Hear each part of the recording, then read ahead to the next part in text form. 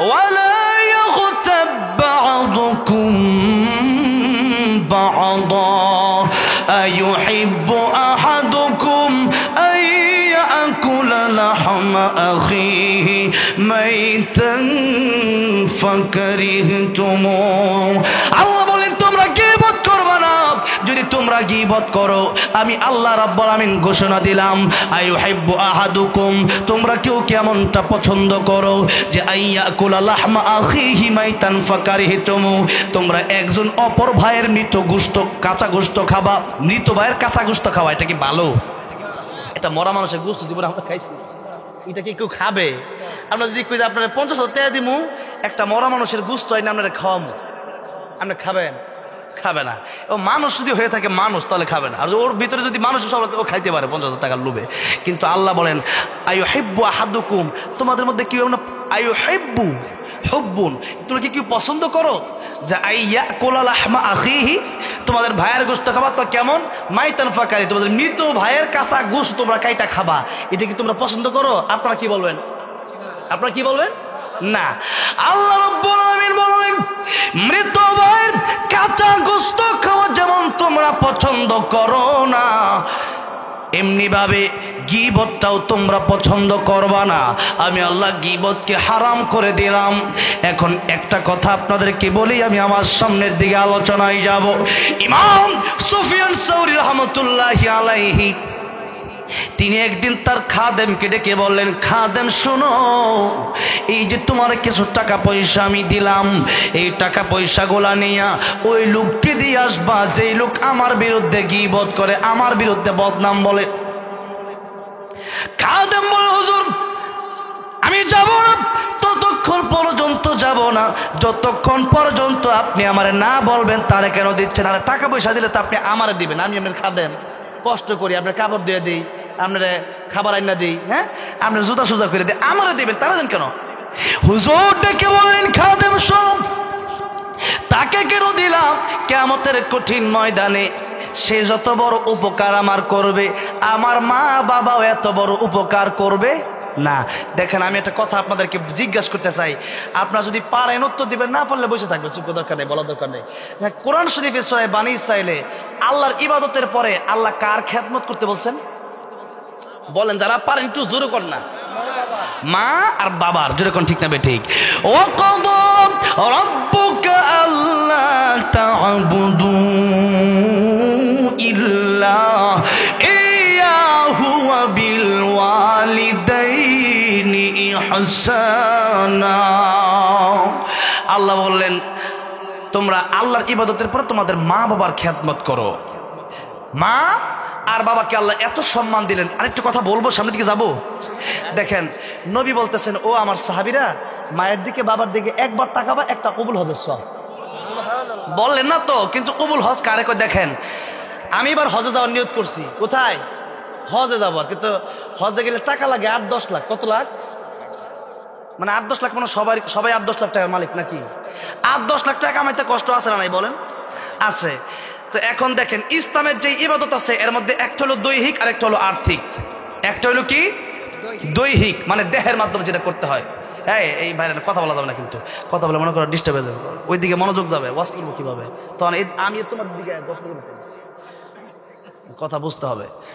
এই যে আমি সিরাজগঞ্জে মানে ওয়াজ করতে করতে প্রতি 2 দিন পর সিরাজগঞ্জ, কালকে আগের দিন সিরাজগঞ্জ থেকে গিয়ে কালকে গাজীপুরকে আবার আজকে সিরাজগঞ্জ আসছি। মানে হচ্ছে এই এলাকায় আসতে আসতে আমি আমার গাজীপুরের ভাষাই বলে যেতেছি। বুঝছেন তো কথাটা? রাগ করতেছেন আপনারা? রাগ করেন, আমি আপনাদের ঘরের মানুষের মতো কথা বলি আর কি, যেহেতু আমার সিরাজগঞ্জের সাথে সম্পর্ক একটু বেশি। এই সিরাজগঞ্জের বগুড়ায় প্রায় 50টা প্রোগ্রাম। কয়টা? 50টাতে বছর প্রোগ্রাম করি 250টা যদি এই 2 জেলাতে হয়, তার মানে আশা বেশি হয়, তো আপনাদের সম্পর্ক বেশি। অন্য জেলায় গিয়ে এত খোলা মনে আমি আলোচনা করি না, একটা শুরু করছি ওইটা বইলা চলে আসি। আর আপনাদের সাথে আমি একটু ঘোরাভাবে মানে মিলামিশা কথা বলতে চাই আর কি। তো আপনারা কষ্ট পাচ্ছেন? দেখেন মা আর বাবার খেদমতের কথা বুঝাইতে গিয়ে একটু কথা বলছিলাম আর কি, তারা কেমন অমূল্য সম্পদ, এটা কোনো মূল্য হয় না, এটা অমূল্য, মানে পৃথিবী দিয়ে ঋণ শোধ করতে পারবেন না আপনি। দেখেন দৈহিক একটা ইবাদত, আর্থিক একটা ইবাদত, এটা হচ্ছে ইসলামের ভিতরে আছে। তো দৈহিক ইবাদত কোনটা? যেমন নামাজ হচ্ছে দৈহিক ইবাদত। আপনার নামাজ ফজরের নামাজ, আপনি যদি আপনার পাশের বাড়ির লোক ফজরের নামাজ পড়ে, আপনি পড়েন না, আপনি তাকে বললেন যে তোমার 500 টাকা দিলাম, তুমি গিয়া ফজরের নামাজটা আমার পড়া দিয়ে আসো, কি আপনার নামাজ কি সারা জীবনও হবে? আপনার নামাজটা আপনার নিজেকেই পড়তে হবে এই দেহের মাধ্যমে, যেরকম ঠিক না ঠিক? আর দ্বিতীয় নম্বর মনে করেন আর্থিক ইবাদত, যেমন হইল জাকাত। জাকাত হচ্ছে এটা অর্থ প্রদান করতে হবে, টাকা, সম্পদ, স্বর্ণ, অলংকার, রূপা। এখন আপনি 10,000 টাকা আপনার জাকাত আছে, আপনি চিন্তা করলেন 10,000 টাকা জাকাত না দিয়া 10 টাকার নামাজ পড়ালাই কি না জাকাত আদায় হবে? তো ওই টাকা 10,000ই আপনার দিতে হবে, যেরকম ঠিক না ঠিক? এখন এই যে দৈহিক একটা ইবাদত, আর্থিক একটা ইবাদত, হজের ব্যাপারে নবী বললেন আল হাজ্জু আল আজ্জু, প্রথম হাদিয়া পরে বলেন আইন দিয়া, যে হজ হলো কষ্টকর, আর এটা এমন একটা ইবাদত, দেহ এবং অর্থ উভয়টার সমন্বয়ে এই ইবাদত। দেহও লাগে, শরীরও লাগে, অর্থ লাগে। টাকাও দিলাম, আবার টাকা দিয়ে বসে থাকলে হবে না, আমার পাসপোর্ট করতে হবে, সেখানে যেতে হবে, ফিঙ্গারপ্রিন্ট দিতে হবে, এরপরে ভিসা করতে হবে, এরপর ট্রাভেলসে যেতে হবে, এরপরে টিকিট কাটতে হবে, বিমানে লম্বা সময় জার্নি করে যেতে হবে, এরপরে সেখানে গিয়ে তওয়াফ করতে হবে, সাই করতে হবে, মিনা যেতে হবে, মুজদালিফা যেতে হবে, আরাফায় যেতে হবে, কুরবানি করতে হবে, অনেক কাজ। এত কাজের পরে এখন এই হজটা কবুল হয়েছে কি হয়েছে না আমরা জানি? কে জানে? কবুল নাও হতে পারে। এখন আরেকটা কথা আপনাদেরকে জিজ্ঞাসা করতে চাই, জানলে বলবেন, না জানলে নাই। হজ বছরে কয়বার করা যায় বলেন? ফরজ একবার, বা যে কোনো হজই বছরে একবার করা যায়, আর বাকি সময় যেমন আমি অনেকবার উমরা করছি, অনেকবার আল্লাহ নিয়েছি, কতবার গিলাফে জমা দিচ্ছে আল্লাহ ভালো, আমিও জানি না, হিসাব নাই। এখন মনে করেন উমরা তো অনেকবারই করছে, কিন্তু হজ বছরে একবারই করা যায়, জিল হজ মাসে, ঠিক না ভাই? ঠিক বলেন, এই একবারই হজ করা যায়।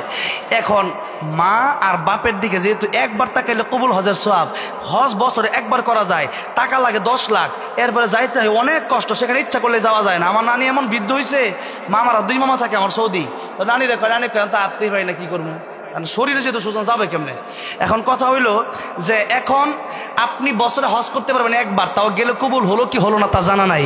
মা আর বাপের দিকে দৈনিক কতবার তাকানো যায় আপনারা হিসাব করে বলতে পারবেন? কতবার তাকানো যায়?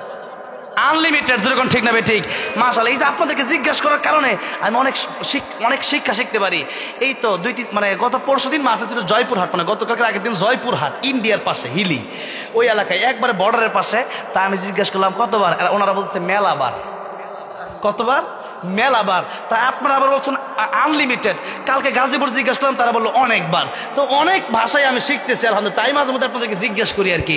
তাহলে এবার আসেন আনলিমিটেড, তাহলে মা আর বাপের দিকে তাকাইলে যদি কবুল হজের সওয়াব হয়, এবার নবী বললেন একবার তাকাবে, একটা কবুল হজের সওয়াব হবে। সাহাবী বললেন ইয়া রাসূলুল্লাহ, ইয়া হাবিবাল্লাহ, মা আর বাপের দিকে যদি একবার তাকালে একটা কবুল হজের সওয়াব হয়ে যায়, আমি যদি মার বাপের দিকে 100 বার তাকাই, আমার আল্লাহ রাব্বুল আমিন কি 100 কবুল হজের সওয়াব দেবে নাকি? আর নবীকে বললেন সাহাবী রে, মার বাপের দিকে তুমি 100 বার তাকাবা কেন? তুমি তাকাতে তাকাতে অস্থির হয়ে যেতে পারো, আমার আল্লাহ সওয়াব দেওয়ার বেলায় কোনো অস্থির হবেন না। দেখেন মার বাপের দিকে এতবার, আরে ওয়াজ আপনি ওয়াজ করেন, আরে ওয়াজ যেটা করছি এটা আমল করেন না। আপনার বাড়িতে মা আছে, বাবা আছে, তার দিকে তাকান গিয়া, কবুল হজের সওয়াব হবে। এটা কি মানে কি খুব একটা কম ফজিলত না, অনেক বড় ফজিলত, এত বড় ফজিলত, কিন্তু এটা মানে না মানুষ। মানা দিচ্ছে কি রে আবু বকর কই, আরে কি হয়েছে কও, হেদিকে মা আছে, হেদিকে হ্যাঁ যা হেদিকে। তাহলে দেখেন অবস্থাটা বোঝেন একটু, মানে ফজিলত তো বলি, এটা সে ফজিলত। কেউ যদি একবার হজ যাইতে পারে তাহলে পুরো এলাকা সরায়, আমি হজ যাইতেছি, যেরকম ঠিক না বেটি? দোয়া হজ যাইতেছি, দোয়া কইরো কিন্তু, বুঝছো নি? আর কইও জানাই দিও, আব্দুল্লাহ কইয়া দিও যে আমি হজ করে যাইতেছি, বুঝছো না? আর অবস্থাটা বোঝেন। আর বেটা মা আর বাপের দিকে তাকাইলে দৈনিক 1000 বার তাকাইলে 1000 কবুল হজের সব, ওটা তো কও লাগে না, ওটা জীবনে কও না, মা ডাক দে ওইদিকে হ্যাঁ যাও এদিকে, যেরকম ঠিক না বেটি? তাহলে বলেন তো, এই যে একটা ওয়াজ শুনলেন যে মা আর বাপের দিকে তাকাইলে কবুল হজের সব, তো তাকাবেন তো? এখন তাকাবো মানে এমনি চায় রইলেন, এটা কি হইল? এটা তা ইডার নাম না, সিস্টেম হইল যে মা আর বাপ কেমনে খুশি হয় সেভাবে তাকাবে। মা আর বাপ কেমনে খুশি হতে চাচ্ছে, যেরকম ঠিক না ঠিক ওইভাবে তাকাবেন। আর মা আর বাবা যদি কষ্ট পেয়ে যায় তাহলে বিপদটা কোন জায়গায় একটু শোনেন, বলবো কি? অনেক কথাই বলতে মন চাচ্ছে, সময় যদি দেন। আমার দাওয়া দিছে ওই যে সৈকত ভাই, আমার বলছে ভাই সময় কিন্তু 1.5 ঘন্টা। আমি বলছি কথা বললে কিন্তু কমে যাবে, আর আপনি বলবেন না, আমার মন মতো করতে দেন, দেখবেন কয় ঘন্টা যা হিসাব নাই। যেরকম ঠিক না ঠিক তো চালাবো ইনশাল্লাহ, বলা যাবে একটু। আল্লাহু আকবার বলে। দেখেন আমার নবী যে রাস্তা দিয়ে হেঁটে যাচ্ছেন, একদিন তাকা দেখলেন একটা কবরে আযাব হয়। আমার নবীজি হাতটা উঠায় দোয়া করলেন, আয় আল্লাহ রাব্বুল আলামিন, এই কবরের আযাব মাফ করে দাও। আমিন রহমাতুল লিল আলামিন। নবী কি রহমাতুল লিল আলামিন। আল্লাহ রাব্বুল আলামিন বলেছেন আলহামদুলিল্লাহি রাব্বিল আলামিন। আর নবীর ব্যাপারে কি বলেছেন? ওমা আরসালনাকা ইল্লা রাহমাতাল লিল আলামিন। রাহমাতুল লিল আলামিন নবী, রাহমাতুল লিল আলামিন নবী, কুরআনে প্রমাণ। আশিক বিনে কে বুঝিবে আমার দয়ার নবীর শান। খারাপ লাগতেছে? নবীর প্রেমে একটু বলা যাবে না আমার সাথে? বলেন না, রাহমাতুল লিল আলামিন নবী, রাহমাতুল লিল নবী, কুরআনে প্রমাণ। আশিক বিনে কে বুঝিবে আমার দয়ার নবীর শান। বলেন, আশিক বিনে কে বুঝিবে আমার নবী আমার মদিনারে বুলবুল। আমার আল্লাহ ভালোবেসে নামটি দিলেন হাবিবে রাসূল। আল্লাহু আকবার। ওই নবীকে ভুল বুঝিলে, ওই নবীকে ভুল বুঝিলে থাকবে না ঈমান। আশিক বিনে কে বুঝিবে আমার দয়ার নবীর শান। আশিক বিনে কে বুঝিবে আমার দয়ার নবীর শান। রাহমাতুল লিল আলামিন নবী। বলেন, রাহমাতুল লিল আলামিন নবী, কুরআনে প্রমাণ। আশিক বিনে কে বুঝিবে আমার দয়ার নবীর শান। বলেন না, আশিক বিনে কে বুঝিবে। কষ্ট হচ্ছে আপনাদের? দেখেন আজকে অনেকের মা নাই, অনেকের বাবা নাই। কার কার নাই একটু হাত তুলেন তো, মা অথবা বাপ নাই? অনেক মানুষ, এই যে আমার পাশে সভাপতি সাহেব, বাবা নাই, একটু হাত নামান। মা আর বাবা নাই। আজকে এই মাহফিলটা কবরস্থানের উন্নয়ন করবে, কবরস্থানের উদ্যোগেই বলা যায়, মাদ্রাসার সাথে। তো আজকে একটু মায়ের জন্য, বাপের জন্য একটু দোয়া করে যেতে রাজি আছেন না আপনারা সবাই? শোনেন, আজকে যদি আপনি চিন্তা করেন যাই একটু শুনে বের হয়ে যাব, তাহলে এক সময় আজকে আপনি আসেন বেঁচে, 2 দিন পরে নাও থাকতে পারেন, আপনার সন্তান মাহফিলে আসবে, আপনাকেও ফাঁকি দিয়ে চলে যাবে। যেরকম ঠিক না ঠিক? এই জন্য আজকে একসাথে মায়ের নামে, বাপের নামে, যার দাদা নাই, দাদি নাই, নানি নেই, আদর করতো, আপনাদের কত ভালোবাসতো, তাদের জন্য একটু মোনাজাত করে শেষ মুহূর্তে নিজের জন্য একটু তওবা করে একসাথে বাড়িতে যেতে রাজি আছেন না ইনশাআল্লাহ? লিল্লাহি তাকবীর, লিল্লাহি তাকবীর। আমার নবীজি রাস্তা দিয়ে হাঁটতেছেন, তাকে দেখতেছেন কবরে আযাব হয়। আমরা তো কবরে আযাব দেখি না, দেখি? নবীর আল্লাহ সেই পাওয়ার দিছে কিনা? নবীজি দেখতে পারতেন। আমার নবীজি বলেন, আমার মনে চায় আমার উম্মতের জন্য আমি দোয়া করি, যেন আমার উম্মতের আমার আল্লাহ রাব্বুল আলামিন কবরের আযাব দেখায় দেয়। কিন্তু আমি নবী কেন দোয়া করি না জানো? আমি নবী দোয়া করি না এই জন্য, কারণ হলো মানুষ যদি কবরে আযাব দেখে, তাহলে তার বাপের লাশ নিয়ে মানুষ কবরে যাবে না, তার মায়ের লাশ নিয়ে মানুষ কবরে যাবে না। মানুষ তার ভাইয়ের লাশ নিয়ে কবরে যাবে না, মানুষ তার বোনের লাশ নিয়ে কবরে যাবে না। কবরের আযাব কত কঠিন এই চিন্তা যদি মানুষ করে, এই কবরের আযাব যদি একবার মানুষ দেখে, মানুষ খাওয়া দাওয়া মানুষের বন্ধ হয়ে যাবে, মানুষের রিজিক অন্বেষণ করা, চাকরি করা, খেতে কাজ করা, দোকানদারি করা সব বন্ধ হয়ে যাবে, দুনিয়া শৃঙ্খলা আর ঠিক থাকবে না। এই জন্যই বলে আমি তোমরা কবর আযাব দেখবা, আমি চাই, কিন্তু তোমরা কবর আযাব দেখলে পরে দুনিয়ার শৃঙ্খলা ঠিক থাকবে না। বাপের লাশ যেমনি সেমনি রেখে দেবা, কবরে যাবো না, ডরে যে আমার বাপের কবর দিলে কি আযাব জানি হয়। এই আযাব যদি দেখতো মানুষ, তার কবর নিয়ে যেত, অনেকেই তো লাশ রেখে দিত যখন, ঠিক না বেঠি? আমার ভাইরা, আমার মুরব্বী বাবাজিরা, আল্লাহ তাআলা আমার নবীকে সেই কবরের আযাবটা দেখাইছেন, দেখেন নাই? দেখেছেন অসংখ্য ঘটনা। আমার নবী যেই মাত্র দেখলেন কবরে আযাব হয়, আমার নবীজি আমার আল্লাহর কাছে একবার হাত উঠালেন, আয় আল্লাহ তাআলা, আমি তো রাহমাতুল লিল আলামিন নবী, এই কবরে আযাব হয় আমার তো সহ্য হয় না, আয় আল্লাহ রব্বুল আলামিন, কবরের আযাব কি মাফ করে দেওয়া যায় না? আয় আল্লাহ মেহেরবানি করে কবরের আযাব তুমি মাফ করে দাও।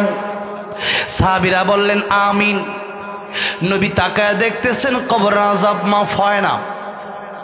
নবীর হাতের দাম আছে না নাই? নবী দোয়া করছে, কিন্তু কবর আযাব কি হয় না? মাফ হয় না। আমার নবীজি দ্বিতীয়বার আবার হাতটা উঠায়া আল্লাহর কাছে মোনাজাত করলেন, আয় আল্লাহ রাব্বুল আলামিন, এই কবরের আযাব তুমি মাফ করে দাও। সাহাবায়ে কেরাম রাদিয়াল্লাহু আনহুম আজমাইন বললেন আমিন। এবার নবী তাকায় দেখতেছেন কবরের আযাব মাফ হয় না। নবী তৃতীয়বার হাত তুললেন, হাতটা তুলে নবী আবার দোয়া করলেন, আয় আল্লাহ রাব্বুল আলামিন, এই কবরের আযাব তুমি মাফ করে দাও। কিন্তু এখনো কবরের আযাব মাফ হয় না। আমার নবী ডাকতে বলেন, আল্লাহ রাব্বুল আলামিন, কবরের আযাব কেন মাফ হয় না? তিনবার আমি রাহমাতুল লিল আলামিন নবী দোয়া করলাম, এরপরেও কেন কবরের আযাব মাফ হয় না? আমার নবী বলেন, বন্ধু আমার, হাবিব আমার, কিয়ামত পর্যন্ত আপনি দোয়া করলেও কবরের আযাব মাফ হবে না। আমার নবী ডেকে বলেন, আয় আল্লাহ রাব্বুল আলামিন, কিয়ামত পর্যন্ত কবরের আযাব আমি দোয়া করলে কেন মাফ হবে না, বিষয়টা আমি কি জানতে পারি? আল্লাহ বললেন, জিবরাইল তুমি বলে দাও। এই হকটা আমি আল্লাহর সাথে সম্পর্ক না, তার কবরে আযাব হয় এই জন্য কারণ তার মাকে সে কষ্ট দিয়েছে, তার মা যতক্ষণ পর্যন্ত তার মাফ না করবে এই কবরের আযাব আমি আল্লাহ মাফ করব না। আমার নবী ডেকে বললেন, ও সাহাবীরা, তার মাকে আমার সামনে আসতে বলো, এই কবরের পাশে আসতে বলো। তার মা যেই মুহূর্তে কবরের পাশে আসলেন, আমার নবী ডেকে বললেন, ও মহিলা, এই কবরটা কার, তুমি কি চিনো নাকি? মহিলা ডেকে বলল, ইয়া রাসূলুল্লাহ, ইয়া হাবিবাল্লাহ, এই কবরটা আমার সন্তানের কবর। নবী আমার ডেকে বলেন, মহিলা, এই কবরটা যদি তোমার সন্তানের কবর হয়, তুমি কি চাও তোমার সন্তানের কবরে আযাব হয়? মহিলা, তুমি যতক্ষণ পর্যন্ত মাফ না করবা এই কবরের আযাব বন্ধ হবে না। ও মহিলা, তুমি কি তোমার সন্তানকে মাফ করে দিতে পারো না? মহিলা ডেকে বলল, ইয়া রাসূলুল্লাহ, ইয়া হাবিবাল্লাহ, এই কবর আযাব হলে হোক, আমার সন্তান হতে পারে, তাই কি হয়েছে? আমি মা, তারে আমি মাফ করব না। আমার নবী কষ্ট পেয়ে গেলেন, মহিলা কেন মাফ করবা না? মহিলা ডেকে বলে, ইয়া রাসূলুল্লাহ, ইয়া হাবিবাল্লাহ, স্ত্রীর কথা শুনে আমার কি রকম মানসিক অত্যাচার করেছে, কিরকম ভাবে আমার পিটাইছে, এখনো সেই মায়ের, এখনো সেই বাড়ির দাগগুলো এখনো পিঠে আছে। ইয়া রাসূলুল্লাহ, ইয়া হাবিবাল্লাহ, আমি তারে মাফ করব না। আমার নবী কষ্ট পেয়ে গেলেন, ডেকে বললেন, আল্লাহ রাব্বুল আলামিন, আমার আগের দোয়া তুমি কবুল করো নাই, এখন আমি আরেকটা দোয়া করব, তুমি কি সেই দোয়াটা কবুল করবা না? আয় আল্লাহ রাব্বুল আলামিন, তার মা আজকে তারা মাফ করে না। আয় আল্লাহ, আমার যেমন তুমি কবর আযাব দেখাইলা, তার মাকে তুমি কি একটু কবর আযাব দেখাতে পারো না? আয় আল্লাহ, তুমি ইচ্ছা করলে তো পারো। আমার আল্লাহ ডেকে বলেন, বন্ধু আমার, হাবিব আমার, আগের দোয়াটা যদিও কবুল করি নাই, কারণ হকটা আমার সাথে সম্পৃক্ত না, হকটা তার মায়ের সাথে সম্পৃক্ত। কিন্তু এখন দোয়াটা আমি আল্লাহ রাব্বুল আলামিন কবুল করে নিলাম। বিনিময়ে তার মাকে আমি ওই পাওয়ার দিয়ে দিলাম, কবরের আযাব দেখার মতো ক্ষমতা আমি আল্লাহ তার মাকে দিয়ে দিলাম। জোরে বলেন আল্লাহু আকবার। এবার তাকে দেখলো যেই মাত্র কবরে আযাব হয়, একটা চিৎকার দিয়ে বলি ইয়া রাসূলুল্লাহ, ইয়া হাবিবাল্লাহ, কবরে আযাব বুঝি এত কঠিন? ইয়া রাসূলুল্লাহ, বুঝতে পারি নাই। ইয়া রাসূলুল্লাহ, কবরে আযাব বুঝি এত কঠিন? ইয়া রাসূলুল্লাহ, ইয়া হাবিবাল্লাহ, এই কবরে আযাব হয় আমি তো সইতে পারলাম না, দেখি আমার সন্তান কেমনে সহ্য করতেছে। ইয়া রাসূলুল্লাহ, এই মুহূর্তেই আমার সন্তানের সমস্ত দেওয়া কষ্ট আমি মা হইয়া তারে মাফ করে দিলাম। যেই মাত্র মা মাফ করে দিছি, আমি তাকে দেখতেছি যেই মুহূর্তে মা মাফ করলো, এমন সময় নবী তাকে দেখতেছেন সাথে সাথে কবরটা জান্নাতের বাগান হয়ে গেছে। দেখেন, একটু চিন্তা করে একটু লক্ষ্য করে দেখেন, মা আর বাবা অথবা মানুষের হক বলেন না কেন, রিক্সাওয়ালাকে থাপ্পড় দিছেন, কুলিওয়ালাকে থাপ্পড় দিছেন, কৃষি মানুষ তার সাথে আপনি খারাপ ব্যবহার করছেন। আল্লাহ বলেন, বান্দারে আমি আল্লাহ রাব্বুল আমিন তোর জীবনের গুনাহ আমার সাথে সম্পৃক্ত হয়ে থাকলে মাফ করে দিতে পারি, কিন্তু বান্দার হক যদি মেরে খাও, কোন বন্দাকে যদি কষ্ট দিয়ে থাকো বিনা কারণে, তার কাছ থেকে মাফ না নিলে আমি আল্লাহ রাব্বুল আলামিনও মাফ করব না। ও মুসলমান, এখন দেখা যায় যার টাকা পয়সা বেশি, যে ব্যক্তি ধনী মানুষ, যার ক্ষমতা বেশি, গরিব মানুষকে অনেক সময় দেখা যায় ক্ষমতার দাপটে থাপ্পড় দেয়, বড় বড় বকা দেয়, এমন লোক আছে না নাই? তার কাছ থেকে আপনি যদি মাফ নিতে না পারেন, খোদার কসম করে বলছি আপনাকে আমার আল্লাহ মাফ করবে না। এই জন্য যদি মানুষকে কষ্ট দিয়ে থাকেন, মানুষের হক যদি মেরে খেয়ে থাকেন, ওই মানুষের কাছে মাফ চাওয়ার দরকার আছে না নাই? কবে? এখন কষ্ট দিয়েছেন, মাহফিল থেকে উঠেই মাফ চেয়ে নেবেন, রাজি আছেন না নাই? টাকা পাইলে টাকাটা পরিশোধ করে দিবেন। আমার ভাইরা, আমার মুরব্বী বাবাজিরা, বলতেছিলাম মার বাবার কথা, যে মা আর বাবাকে কষ্ট দেওয়ার কারণে কবর আযাব চলতেছিল। এই জন্য নবী বলেন, তিন ব্যক্তি দোয়া আল্লাহ অথবা বদদোয়া আল্লাহ খালি ফিরিয়ে দেয় না। এক নম্বরে মা বাবা। এক নম্বরে কে? মা বাবা। আপনি নামাজ পড়তে পড়তে কপাল কালো করে ফেলছেন, মা বাবারে কষ্ট দিচ্ছেন, আমার আল্লাহ মাফ করবে না। এই জন্যে মা বাবাকে খুশি রাখার দরকার আছে না নাই? তাহলে এত ফজিলত মা বাবার কথা এতক্ষণ বললাম। এবার ইমাম সুফিয়ান সাউরি রহমতুল্লাহ, মনে আছে কথাটা, গীবতের কথা? তার খাদেমকে টাকা পয়সা দিয়ে কি বললো? যে কিয়ামতের ময়দানে ওই ব্যক্তিকে আমি টাকা পয়সা দিলাম, ওই ব্যক্তিকে আমি হাদিয়া দিলাম। কেন? কারণ এই ব্যক্তি আমার যত উপকার করবে, আমার মা বাপু আমার তত বড় উপকার করতে পারবে না। খাদেম বললেন, হুজুর কি কথা বললেন? যেই মা বাবার কথা আল্লাহ কোরআনে আল্লাহর ইবাদতের পরেই বললেন, সেই মা বাবা উপকার করতে পারবে না মানে কি? তিনি বললেন, ও খাদেম শোনো, কিয়ামতের ময়দানে যে ব্যক্তি আমার বিরুদ্ধে গীবত করবে, তার ক্ষতিটা কোন জায়গায়? তার নেক আমলগুলো আল্লাহ আমাকে দিয়ে দিবে। অথচ ইয়াউমা ইয়াফিরুল মারউ মিন আখিহি ওয়া উম্মিহি ওয়া আবি, আল্লাহ বলতেছেন কিয়ামতের ময়দানে মা বাপ সন্তানকে চিনবে না। কোরআন শরীফে আয়াতটা নাই, সূরা আয়াব আছে, মা বলবে আমার বিয়েই হয় নাই, সন্তান কোন জায়গা থেকে আসবে? বাপ বলতে আমি বিয়ে করি নাই, কে বিয়া, কে সন্তান? এখন ওই মুহূর্তে এত বিপদের সময় মা বাপ সন্তানের পরিচয়, একটা নেকি যদি খালি মিজানের পাল্লায় কম হয়ে যায়, তাহলে যাওয়া লাগবে জাহান্নামে। এই চিন্তা করে, যেরকম ঠিক না বেটি। কিন্তু কেউ যদি কারো বিরুদ্ধে গীবত করে, কিয়ামতের ময়দানে আল্লাহ তাআলা রাখবেন যে তোমার নেকিগুলো তারা দিয়ে তার বিরুদ্ধে গীবত করছিল কেন, তার কাছে মাফ চাইছি, লাগবে না। এখন এই বিচার হবে এখানে, তার সম্মান নষ্ট করছো কেন? এখন দুইটা ক্ষতি নবী বললেন, একটা হলো তোমার নেক আমল তাকে দিয়ে দেওয়া হবে, আর তার গুনাহগুলো তোমার দিয়ে দেওয়া হবে। বিনিময় তুমি যাবা জাহান্নামে গীবত করার কারণে। যার বিরুদ্ধে গীবত করলা সে যাবে জান্নাতে। যখন সুবহানাল্লাহ, জান্নাতে যদি যাইতে পারে গীবত করার কারণে, আর মা বাবা সেদিন একটা উপকার করবে না, তাহলে সেই গীবত যে করছে এটা চা খাওয়ানোর দরকার আছে না নাই? আর চা না খালি বিরিয়ানি খাওয়া দরকার, বিরিয়ানি খাওয়া দরকার, বিরিয়ানি খাওয়ানো দরকার, ঠিক না? ঠিক, ডাব খাওয়ানো দরকার। আরে 500 টাকা 1000 টাকা হাদিয়া দেওয়া দরকার। তোর কারণে কেমন হবে আমি বাচ্চা যাবো, ঠিক না? ঠিক, তোর ন্যাক আমল আমার দেওয়া লাগবো।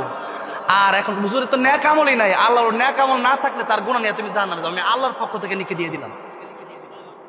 তাহলে গীবত যদি কেউ যদি করে, শুনছেন যে আমার বিরুদ্ধে একজন বদনাম কইছে, এরে গিয়ে আপনি কইবেন দুস্ত আসা খাই, তুই আমার সবচেয়ে বড় দুস্ত। যেরকম ঠিক না ঠিক?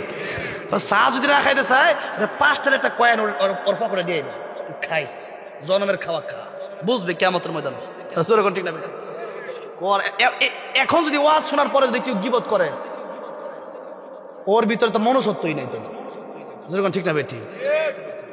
এখন তাহলে কি গীবত করবেন না ছাড়বেন? হ্যাঁ, ছেড়ে দিতে হবে। আল্লাহ তৌফিক দান করবেন। আমি আরে নবী বলছেন আল কাইসু মান দানা নাফসাহু, তুমি তোমার নিয়ে চিন্তা করো।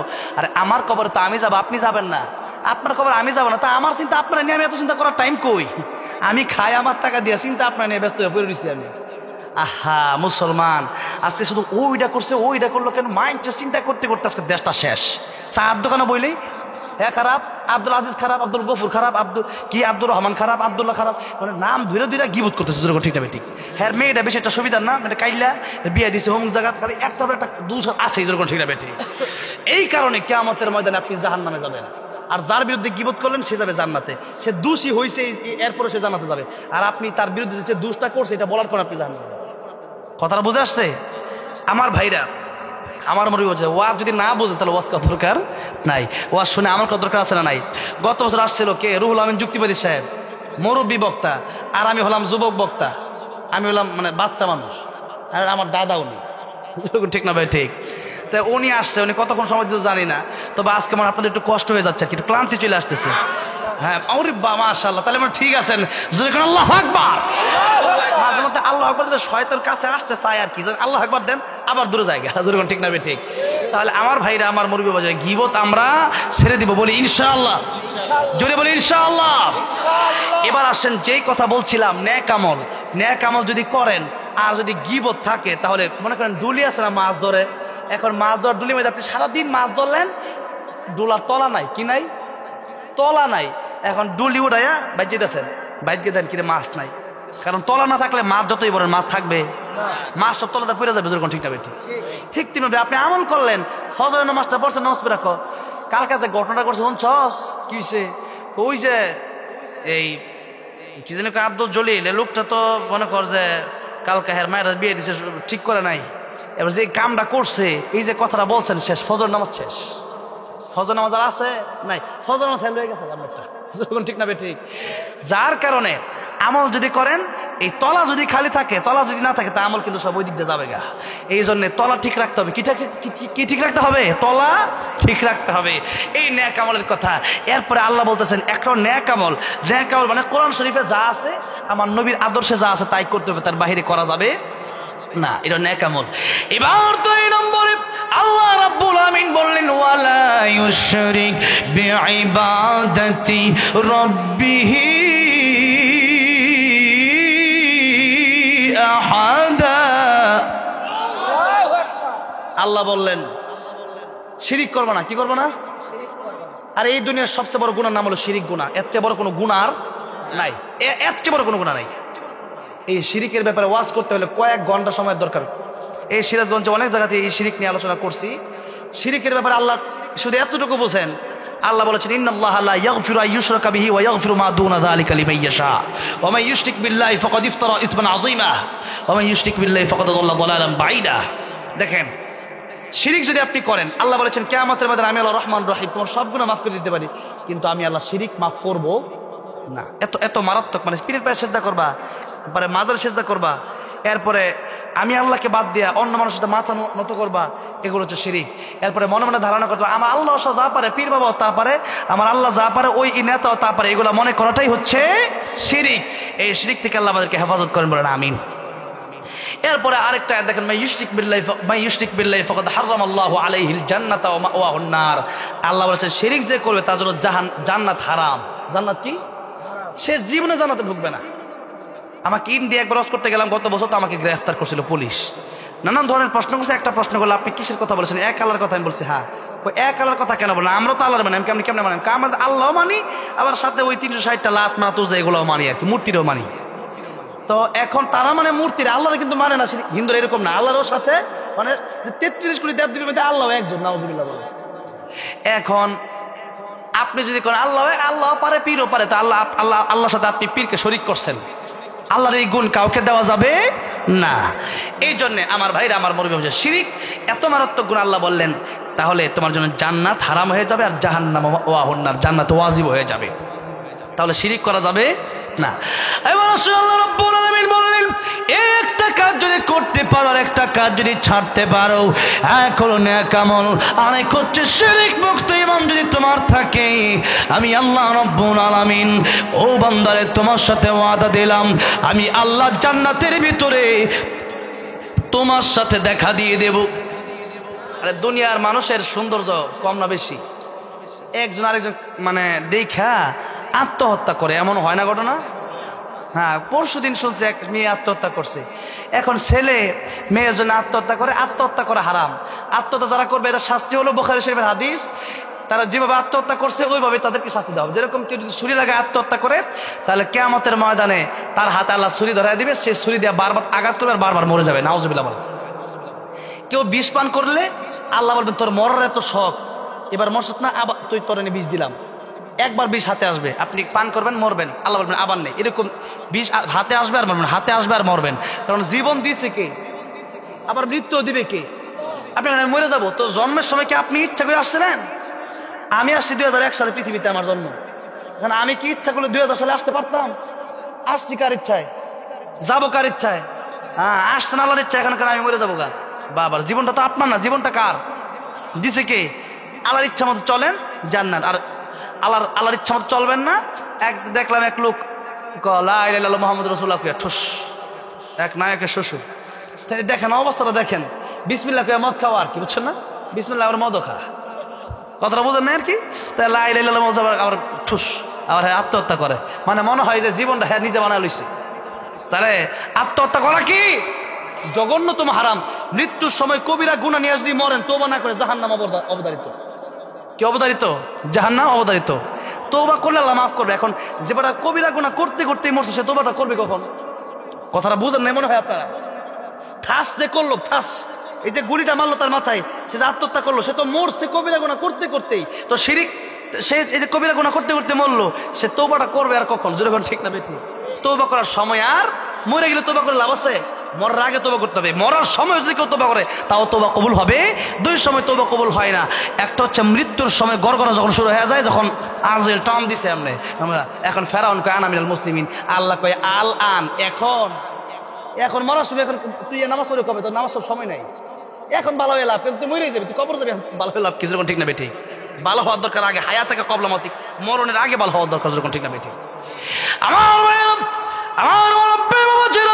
আল্লাহ রাব্বুল আলামিন বললেন, এই শিরক মুক্ত ঈমান যদি তোমাদের থাকে, আর যদি নামাজি হতে পারো, নেক আমল যদি তোমাদের ভিতরে থাকে, আমি আল্লাহ রাব্বুল আলামিন তোমাদেরকে সূরা রহমান জান্নাতের ভিতরে তেলাওয়াত করে শোনায় দেব।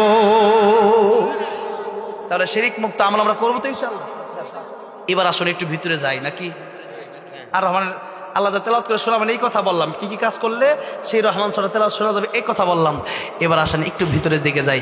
আল্লাহ বলেন আর রহমান, মানে দয়াময় আল্লাহ। আর রহমান মানে কি? দয়াময় আল্লাহ, দয়াময় আল্লাহ। এখন এই সূরাতে সবচেয়ে বেশি কোন আয়াত আছে কোন তো? এই পারেন সবাই বলেন, ফাবিআই আলাই রাব্বিকুমা তুকাযিবান। পড়েন, ফাবিআই আলাই রাব্বিকুমা তুকাযিবান। আল্লাহ বলেন, কোন কোন নিয়ামত আমার তোমরা অস্বীকার করবা? আছে। এই যে কথা বলতেছি, এটা কার নিয়ামত? ওই দিন এক বক্তা কথা বলতেছে, হুট করে জবান বন্ধ হয়ে গেছে। তাহলে কথাটা আমার আল্লাহ এখন চাইলে বন্ধ করে দিতে পারেন কি পারেন না? কত মানুষ আইসিইউ থেকে লক্ষ লক্ষ টাকা দেয়, আমি কত কোটির আগে দিব, আমার শুধু একটু শ্বাস নিঃশ্বাস নিতে হবে, জীবনটা বাঁচায় দাও। ডাক্তার কইরা আমার হাতে না, ক্ষমতা কার? আল্লাহ। আল্লাহ বাঁচায় রাখছে বিদায় এখন কথা বলতে পারতেছে। মানুষ মরে গেলে অবাক হয় না, জীবিত আছি এটাই অবাক হন যে এটা আল্লাহর কুদরতে আমি চলতেছি। আল্লাহর কি? আল্লাহর কুদরতে, আল্লাহর রহমতে আমি চলতেছি, কথা বলতেছি। এটা আল্লাহর একটা কুদরত যে আমি কথা বলতেছি কেমনে, এটা কিভাবে সম্ভব? গরু ছাগল তো বলতে পারে না, যেরকম ঠিক না বেঠিক? হ্যাঁ, আল্লাহ বলেন কোন কোন নিয়ামত আছে, যা আছে সবই আল্লাহ। ওয়া ইন তাউদ্দু নি'মাতাল্লাহি লা তুহসুহা, আল্লাহর নিয়ামত গণনা করে শেষ করা যাবে। এবার আল্লাহ বলছেন, আর রহমানু আল্লামাল কুরআন, খালাকাল ইনসান। দয়াময় আল্লাহ কোরআন শিখালেন যিনি, মানুষ বানালেন যিনি। আল্লাহ বলতেছেন দয়াময় আল্লাহ, যে আল্লাহ তোমাদের উপর এই দুনিয়াতে নিয়ামত দিয়া দয়া করলেন। কি করলেন? দয়া করলেন। তো দয়ার ভিতরে আল্লাহ বুঝাতে চাইলেন সবচেয়ে বড় দয়ার নাম হচ্ছে কোরআন শরীফ। আল্লামাল কোরআন। আল্লাহ এত নিয়ামতের কথা সূরা রহমানে বলছে, প্রথমে কি বলছেন? বলেন আল্লামাল কোরআন, বলেন আল্লামাল কোরআন, আল্লামাল কোরআন। আল্লাহ বলেন প্রথম যে তোমাদের এই দুনিয়াতে যত নিয়ামত আছে সবচেয়ে বড় নিয়ামতের নামই কোরআন শরীফ। কোরআন শরীফ যেই নবীর কাছে নাজিল হয়েছে, ওই নবী সবচেয়ে দামি নবী। যেই জায়গায় নাজিল হয়েছে মক্কা আর মদিনা, সেই জায়গা পৃথিবীর সবচেয়ে দামি জায়গা। যেই রাতে নাজিল হয়েছে ইন্না আনজালনাহু ফি লাইলাতুল কদর ওয়া মা আদরাকা মা লাইলাতুল কদর, লাইলাতুল কদরি খায়রুম মিন আলফি শাহর। হাজার হাজার মাসের চাইতে একটা রাতই উত্তম। সুবহানাল্লাহ। কোরআন শরীফের সাথে একটা গিলাফ লাগলে দাম কম না বেশি? দাম বেড়ে যায়। একটা কাঠ লাগলে দাম বেড়ে যায়। কোরআন শরীফের সাথে যাদের সম্পর্ক দাম কম না বেশি? বেশি। তো কোরআন শরীফ এর সাথে যাদের সম্পর্ক হবে তার দামই কি হবে? বাড়বে। এবার আসেন আল্লাহ পাক এই দুইটা আয়াতের কথা আমি একটু তর্জমা আর সংক্ষিপ্ত তাফসীর করে 10 মিনিটের ভিতরে আমি আলোচনা শেষ করে দেব। আল্লাহ রাব্বুল আলামিন বলেন আল্লামাল কুরআন খালাকাল ইনসান। আমি আল্লাহ তোমাদের উপর দয়া করলাম কোরআন দিয়া। আমি আল্লাহ রাব্বুল আলামিন বললাম কোরআন তোমাদেরকে আমি আল্লাহ কোরআন শিখালাম আগেই, মানুষ বানালাম পরে। অথচ আমরা দেখি মানুষ দুনিয়ায় আসলো আগে, কোরআন শিখলো পরে। কিন্তু দেখা যায় মানুষের মতো মানুষের চেহারা দিয়ে মানুষ হইলে প্রকৃত মানুষ হওয়া যায় না। আসাদ নূর আল্লাহরে চিনে না, ওইটা কুত্তার চেয়ে খারাপ। আল্লাহ নিজে বলছে, আমি কই নাই তো। আমি কইলে আপনারা বলতে পারতেন হুজুর কি কইলেন, তা মানুষ আপনি কুত্তার চেয়ে খারাপ কইলেন? আমি বলি নাই। আল্লাহ তাআলা বলছেন লাহুম কুলুবুল লা ইয়াফকাহুনা বিহা ওয়া লাহুম আ'য়ুনুল লা ইউবসিরুনা বিহা ওয়া লাহুম আযানুল লা ইয়াসমাউনা বিহা উলাইকা কাল আন'আমি বাল হুম আদাল উলাইকা হুমুল গাফিলুন। আমি আল্লাহ কলব দিলাম, কোরআন বুঝলা না, সব বুঝলা। কেমনে খাইতে হয়, কেমনে বিয়ে করতে হয়, কেমনে চাকরি করতে হয়, কেমনে ডক্টর হইতে হয়, ইঞ্জিনিয়ার হইতে হয়, সব বুঝলা, কিন্তু কোরআন শরীফ শিখলা না। আমি আল্লাহ রাব্বুল চোখ দিলাম কোরআন দেখার জন্য, বেপরদা নারী দেখলা, কোরআন দেখলা না। কান দিলাম কোরআন শোনার জন্য, গান শুনলা, কোরআন শুনলা না। আল্লাহকে উলাইকা কাল আন'আম, এরা শুধু জানোয়ারের মতন, বালহুম আদল, এর চেয়ে নিকৃষ্ট। কি বলছেন কথাটা? কি বলছেন? বালহুম আদল। তর্জমা করে দেখেন এগুলা। কোরআন শরীফ পড়েন মাঝে মধ্যে। কি বলবেন? কোরআন শরীফ পড়েন না তো? কোরআন শরীফ পড়েন মাঝে মধ্যে। কোরআন শরীফ যাদের শুদ্ধ নেই, কোরআন শরীফ শুদ্ধ করবেন। কি করবেন? হ্যাঁ, এটা আলোচনা আসতেছে, 2 মিনিট আমি বলবো। দেখেন আল্লাহ বলেন কোরআন যদি না শিখো তুমি আর মানুষ থাকতে পারলা না, তুমি কুকুরের চেয়ে নিকৃষ্ট হয়ে গেল। জন্মগতভাবে মানুষ তো আসাদ নূর, তাসলিমা হোসেন, ডোনাল্ড ট্রাম্প, নরেন্দ্র মোদী, এগুলো কি মানুষ? নরেন্দ্র মোদী কিনা মানুষ না? কুত্তার চেয়ে খারাপ।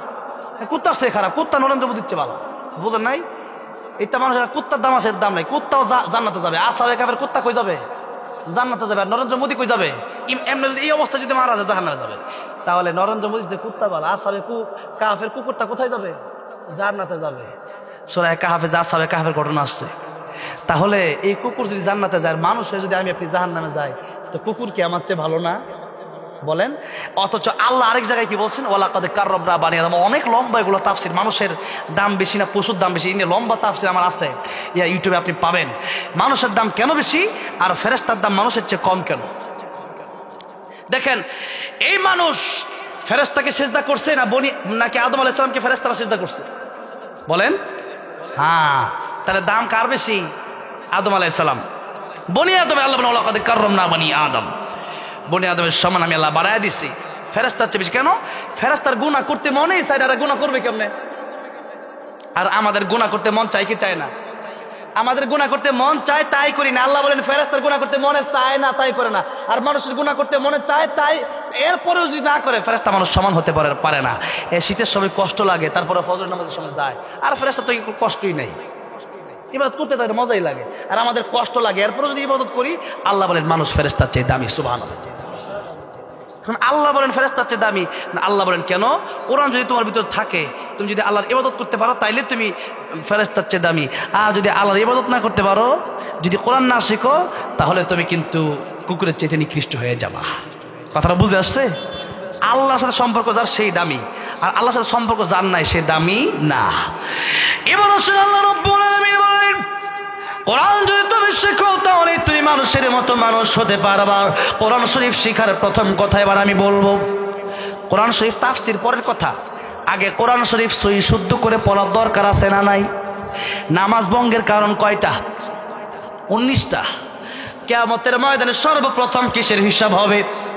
নামাজের হিসাব। এখন নামাজের হিসাব যদি আপনি দিতে গিয়ে ধরা খান যে আল্লাহ কোরআন শরীফ শুদ্ধ করি নাই, আপনি সবচেয়ে বড় বিপদে পড়বেন। নবী বলেন নামাজের হিসাব দিতে গিয়ে যে ব্যক্তি ধরা খাবে, সে ব্যক্তি সব জায়গায় ধরা খাবে। এই জন্য কোরআন শরীফ শুদ্ধ করে শেখার দরকার আছে না নাই? নাইলে নামাজ হবে না। নামাজ পড়তে পারেন, নামাজ হবে না। আপনারা বললাম আপনি এই ক্ষেত না কোবাবেন, 500 টাকা দেবো। আপনি এই ক্ষেত না কোবাই, আপনি ওই খেতে গেছেন কোবানোর জন্য, আপনার মালিক টাকা দিবে? উল্টা ওই জমির মালিক এসে বলবেন ক্ষেত কোবাইলে কিনা জরিমানা দিয়ে, জরিমানা ঠিক আছে। এই জন্য জাগা মতো যদি না কাজ করে অন্য জায়গায় কাজ করেন তাহলে কিন্তু ভুল হবে। ভুল করে কষ্ট করলে কোনো লাভ নাই। আপনার একজন প্রাইভেট কার ভাড়া করছে, ভাই আমার ঢাকা নিয়ে যান। আপনি ঢাকা না নিয়ে গেলেন, রংপুর নিয়ে গেলেন, বেটা বলবে এই মেয়ে কিসের ভাড়া দেবো, তুমি ঢাকা না নিয়ে যাবা, যখন ঠিক না বেঠি। তা আপনারা বলছে কোরআন শরীফ শুদ্ধ করার জন্য, আপনি বলেন কোরআন শরীফ শুদ্ধ করার দরকার, শুধু নামাজ পড়লে হবে না। কোরআন শরীফ আগে শুদ্ধ করার দরকার আছে না নাই? নামাজও শুদ্ধ পড়া নামাজ ভঙ্গের প্রথম কারণ। এই জন্য নামাজ তেলাওয়াত শুদ্ধ করবেন তো ইনশাল্লাহ। এই মাদ্রাসায় হুজুর আছে না? হুজুর আছে না এখানে? একটা বয়স্ক কোরআন শিক্ষা করবেন। কি করবেন? একটা বয়স্ক কোরআন শিক্ষা করবেন। রাজি আছেন না নাই? হ্যাঁ, এগুলো হুজুরকে গিয়ে হাদিয়া দিবেন। হুজুর নেন হাদিয়া, একটা বয়স্ক শিক্ষা করলেন, আমরা কোরআন শরীফ শিখবো। ইংলিশ মাস্টার এরা দেয় 2000-3000 টাকা বেতন, আর মাঝে হুজুর 200 টাকা দেয়। এবারে 3 মাস 6 মাস বাকি, যেরকম ঠিক না ঠিক। মহাব্বতটা কই? এই জন্য কোরআন শরীফ সহি শুদ্ধ করে পড়ার দরকার আছে না নাই? এবার আসেন, কোরআন শিখলে 4টা জায়গায় লাভ হবে। এই কথা বলি আজকে আলোচনা 5 মিনিটের ভিতরে শেষ করে দেবো। কয়টা জায়গায় লাভ? যেমন কয়টা জায়গায় লাভ? 4টা। 1 নম্বর লাভ হলো দুনিয়াতে, 2 নম্বর লাভ হলো মৃত্যুর সময়, 3 নম্বর লাভ হলো কবরে, 4 নম্বর লাভ হলো কিয়ামতের ময়দানে। 4 নম্বর লাভ কোথায়? ওটা সবচেয়ে বড় বিপদের জায়গা। কত বিপদ আসুক না আসুক জানি না, কিন্তু সবচেয়ে বড় বিপদ তিন জায়গায়। জোরে বলেন কয় জায়গায়? একটা হলো মরণের সময়, একটা কোন জায়গায়? মরণের সময়, আরেকটা হলো কবরে, আরেকটা কোথায়? কবর, আরেকটা হলো হাসরের ময়দান, আরেকটা কোথায়? হাসরের ময়দান। তাহলে কোরআন যদি কেউ শিখে তাহলে দুনিয়ার লাভটা কোন জায়গায়? দুনিয়াতে মানুষ অসভ্য থাকবে না, সভ্য হয়ে যাবে। কারণ মানুষ জানে যে আমার পুলিশ আর্মি বিডিআর এগুলা না দেখলেও দেখা যায় অনেক সময় মানুষ ভুল কাজ করে, চুরি করে, ডাকাতি করে, সুদ খায়, ঘুষ খায়, কিন্তু তখন চিন্তা করবে যে আমার কোরআনটা আল্লাহ শিক্ষা দিয়েছে যে কিয়ামতের ময়দানে বিচার হবে। এই শিক্ষার কারণে সে ব্যক্তি সভ্য হয়ে যাবে, ভালো মানুষ হয়ে যাবে, চুরি করবে না, ডাকাতি করবে না, সুদ খাবে না, ঘুষ খাবে না, একজন সভ্য প্রকৃত গুণগত মানুষ হবে। ঠিক না বে ঠিক? 2 নম্বর কথা, ইমানের সময় যারা কোরআন শিখবে, আমল করবে, তাদের মৃত্যুর সময় ইমান নসিব হবে। 3 নম্বরে কবরে যাওয়ার পরে একটা ছোট্ট একটা ঘটনা বলি। আমি ঘটনা লম্বা করে আমি বলার ইচ্ছা আমার নাই, বলিও না, কারণ অনেক বক্তা আছে ঘটনা একটা শুরু করছে, ওটা যে শুরু করছে ওটা 10টায়, ওটা পরে একটা সময় এক ঘটনা শেষ, বাট ঘটনা সে ওয়াজও শেষ। আপনি আমার সারা রাত বয়াত হয়ে যান, ওয়াজ শেষ হয় নাকি? দেখেন, কথা হইলো ঘটনা একটা দিয়ে শেষ করবেন। ঘটনা আপনি বলেন 5-10 মিনিট শেষ করেন ওইটা, এরপর কোরআন তাফসিরে ঢুকেন, বিভিন্ন কথা বলেন, অন্য আয়াত থেকে কথা বলেন, আয়াতের তাফসিরে যান। এই জন্য দেখেন ছোট্টটা ঘটনা, তাফসিরে কাবীর ইমাম ফখরুদ্দিন রাজি রাহমাতুল্লাহ লিখেছেন, মুসা আলাইহিস সালাম যাচ্ছেন রাস্তা দিয়ে, দেখতেছেন কবরে আযাব হয়। কি হয়? কবরে কি হয়? আযাব হয়। আবার মুসা কালে বললাম, একটু পরে সেই রাস্তা দিয়ে হেঁটে আসতেছে, তাকায় দেখতেছে কবরটা জান্নাতের বাগান হয়ে গেছে। মুসা আলাইহিস সালাম জিজ্ঞাসা করলেন, কবরবাসী এই কবর কেন জান্নাতের বাগান হলো, একটু কি আমার বলবা? কবর ডেকে বলল, আমার একটা এতিম সন্তান পৃথিবীতে ছিল, এই তো আজকে বড় হলো। তার মা আজকে তাকে মাদ্রাসায় ভর্তি করে দিয়েছে। কোথায় ভর্তি করছে? মাদ্রাসায়। আর মাদ্রাসার শিক্ষার প্রথম শিক্ষাই হলো, যারা পড়েন বিসমিল্লাহির রহমানির রহিম, পড়েন বিসমিল্লাহির রহমানির রহিম। আমার অনেকে বলেন এই কবরে আর যাব হতে পারে না, এই লোক লোকের সন্তান মাদ্রাসায় আজকে ভর্তি হয়েছে, কায়দা পড়বে, বিসমিল্লাহির রহমানির রহিম বলে শুরু করছে, আমি আল্লাহর রহমান রহিম বলে ডাক দিছি, এই লোকের কবরে আর আযাব হতে পারে না, আমি আল্লাহ তার কবরকে জান্নাতের বাগান বানিয়ে দিলাম। এতটুকু একটু বোঝার চেষ্টা করেন, বুঝছেন? একটা মানুষ মারা গেছে, তার এতিম সন্তানটা কায়দা পড়বে, বিসমিল্লাহির রহমানির রহিম একটা আয়াত পড়লো, তার বাবার কবর আযাব যদি আল্লাহ মাফ করতে পারে। আপনার সন্তান যদি আপনি মাদ্রাসায় দেন, এই সন্তান যদি 30 পারা কোরআনের হাফেজ হয়, এই সন্তান যদি আলেম হয়, তাহলে কি আপনার কবরের আযাব আল্লাহ মাফ করবে না? আপনার কবরকে আল্লাহ জান্নাতের বাগান বানাবে না? বানাবে। এবার আসেন, এটা হলো কবরের কথা, লাস্ট কথা, শেষ কথা আমি খুব সংক্ষিপ্ত করে বলতেছি। লাস্ট কথা হলো হাসরের ময়দান। লাস্ট কথা কোথায়? যেখান থেকে বিচার ফয়সালা হয়ে যাবে, কেউ জান্নাতে কেউ জাহান্নামে। সেদিন আল্লাহ রাব্বুল আলামিন বলবেন, ও আলেমেরা, আজকে তোমরা আলাদা হয়ে যাও, তোমরা আলাদা হয়ে, তোমাদেরকে আমি কোরআন হাদিস শিখার জন্য তৌফিক এই জন্য দিয়েছিলাম, কারণ তোমাদেরকে আমি আল্লাহ রাব্বুল আলামিন জান্নাতে দিতে চাই। কোথায় দিতে চাই? জান্নাতে দিতে চাই।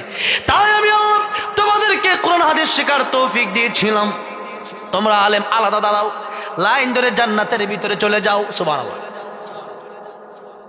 নবীজি বলেন, যখন আলেম জান্নাতে যাবে, তখন একটা হাদিস শরীফ নবীজি বর্ণনা করেছেন, কুন আলিমান আও মুতাআল্লিমান আও মুস্তামিআন আও মুহিব্বান লা তাকুন খামিসান ফাতাহলিক। হয়তো আলেম হও, নয়তো আলেমের ছাত্র হও, নয়তো তাদের কথা শুনো, তাও যদি না পারো, আলেমকে মোহাব্বত করবা, আলেমকে ঘৃণা করবা না। লা তাকুন খামিসান ফাতাহলিক। আলেমকে যদি তোমরা ঘৃণা করো, খাসিরাত দুনিয়া ওয়াল আখিরা, দুনিয়াও ধ্বংস, আখিরাতও ধ্বংস হয়ে যাবে। এই জন্য আলেমকে জানা ঘৃণা করছে না, বাংলাদেশে থাকতে পারে নাই। ঠিক না? ঠিক। আলেমকে কি ভালোবাসবেন না ঘৃণা করবেন? ভালোবাসবেন। আপনার খারাপ লাগতে পারে, তা আপনার খারাপ লাগলে মনে করবেন যে আপনার ঝামেলা আছে, জাহান্নামের পথে আপনি খুব দ্রুত হাঁটতেছেন মনে করবেন। তাহলে আলেমকে কি করবেন? ভালোবাসবেন। বাসবেন তো? এবার দেখেন, শেষ কথা বলতেছি, এবার যখন যাচ্ছে আলেমরা জান্নাতে, এবার কিছু লোক ডাক দিয়ে বলতেছে, ও আলেম, আমি কিন্তু অমুক লোক ওই এলাকার, চিনেন আমারে? কোন না, তোমার চিনতে পারলাম না। আপনার আমি একদিন 1 গ্লাস পানি পান করাইছিলাম, আপনার আমি মোহাব্বত করি। কোন সুবহানাল্লাহ। আজকে যদি আপনি জান্নাতের মেহমান হয়ে যান, এই মাদ্রাসায় পড়ার সময় আপনি আলেম হওয়ার জন্য, আপনার জন্য আমিও কম কষ্ট করি নাই, অনেক কষ্ট করেছিলাম। এলাকায় আপনাকে 1 গ্লাস পানি পান করাইছিলাম, সেখানে হাদিস শরীফে 1 গ্লাস পানির কথা আসছে, যে 1 গ্লাস পানি আপনাকে আমি পান করেছিলাম। এই জন্য আজকে কি আল্লাহর কাছে আপনি একটু সুপারিশ করতে পারেন না? আলেম বলবে, আয় আল্লাহ রাব্বুল আলামিন, এই লোকটা আমাকে 1 গ্লাস পানি পান করেছিল, আল্লাহ গো, তাকে কি জান্নাত দেওয়া যায় না? আল্লাহ বলবেন, আমি আজকে তোমাকে জান্নাতে নেওয়ার সময় তার সাথে এই জন্য দেখা করায় দিলাম, কারণ সেই ব্যক্তিটা দুনিয়াতে আলেমকে ভালোবাসতো, আলেমকে পানি পান করেছিল। ও আলেম, আজকে তুমি একা জান্নাতে যাবা না, বরং তাকে সাথে নিয়ে তুমি জান্নাতের মেহমান হয়ে যাও।